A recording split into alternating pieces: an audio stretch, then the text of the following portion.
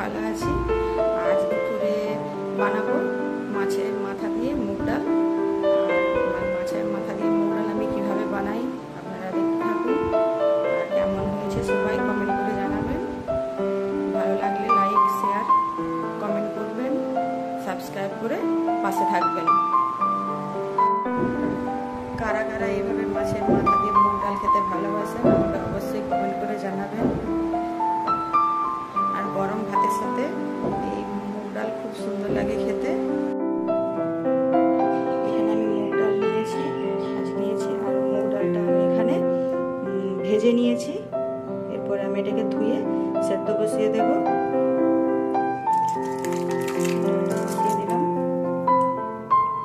এখানে ডালটা আপনারা একটু বেশি নেবেন, কেননা ডালটা একটু চাপ চাপ হবে, বেশি পাতলা হবে না। আর এখানে আমি নিয়েছি কাতলা মাছের মুড়ো,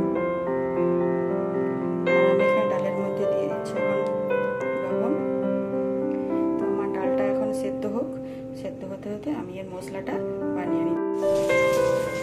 আমার ডাল এখানে সেদ্ধ হয়ে গিয়েছে, আমি ডালটা নামিয়ে নিয়েছি। এবার মাছটা ভাজা করে নেব। এখানে মাছের মাথাগুলো আমি ভাজা করতে দিয়েছি।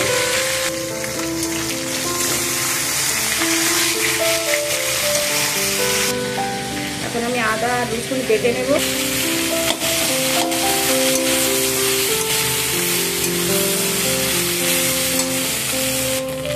এখানে আমার মাছ ভাজা হয়ে গিয়েছে, এবার মাছটা আমি তুলে নেব। দিয়ে দিলাম তেল, লঙ্কা,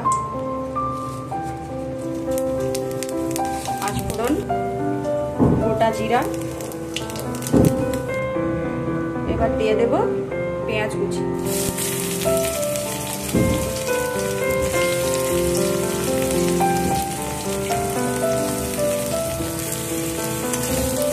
এটাকে লাল লাল করে ভেজে নেব।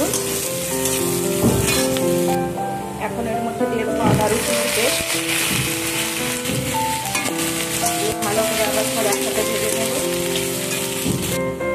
এখন আমি এর মধ্যে অ্যাড করবো যে গুঁড়ো মশলা, জিরা, ধনে, শুকনো লঙ্কা আর হলুদ দিয়ে সবকে আবার ভালো করে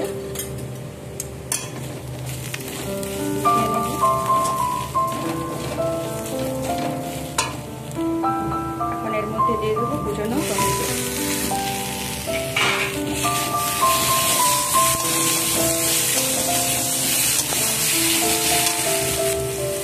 টমেটোটা নরম করার জন্য আমি একটু অল্প নুন দিয়ে দিলাম। এর মধ্যে এখন দেবো আমি একটু অল্প পরিমাণ জল। মশলা থেকে সুন্দর একটা গন্ধ বেরিয়েছে। এর মধ্যে আমি ডালটা ঢেলে দেব, সেদ্ধ করে রাখা ডালটা দিয়ে দিলাম। এখানে ডালটা আমার ফুটতে আরম্ভ হয়েছে। এর মধ্যে আমি এখন মাছের মাথাটা দিয়ে দেবো, ভেজে রাখা যে মাছের মাথা সেটা দিয়ে দেবো।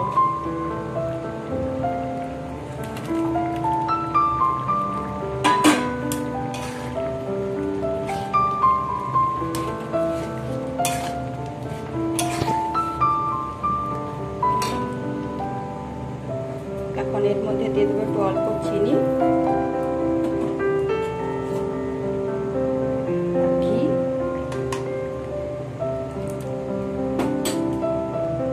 সব শেষে দিয়ে দেবো উপর থেকে একটু কুচনো ধনে পাতা। ধনে পাতা দিয়ে দিলাম। তো আমার রেডি হয়ে গেল আজকে মাছের মাথা দিয়ে মুগ ডাল।